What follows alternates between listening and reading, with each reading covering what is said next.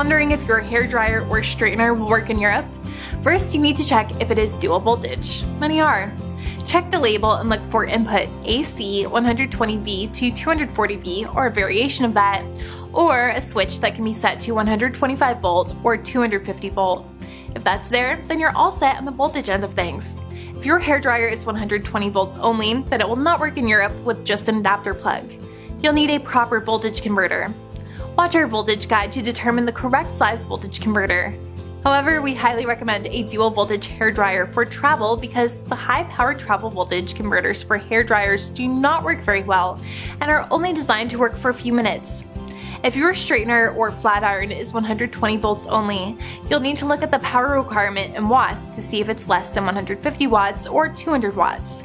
If that's the case, use it with the ceptics PU151 or PU200 travel voltage converter while in Europe. Note that these converters are not rated for high-power items such as hairdryers, which require more than 1600 watts. Now that we've checked the voltage, our next step is to find the right adapter. Different countries in Europe have different styles of outlets. Your hairdryer will most likely have a typical two-prong plug format, so you'll need an adapter with at least that type of input. Europe has 6 different types of outlets: C, E, F, G, J, and L. For these outlet types, the Ceptics Ultra Compact Europe Travel Adapter is a great fit. Looking to use your hairdryer in other countries around the world? Watch our handy adapter guide video to find out which you'll need for your next global destination.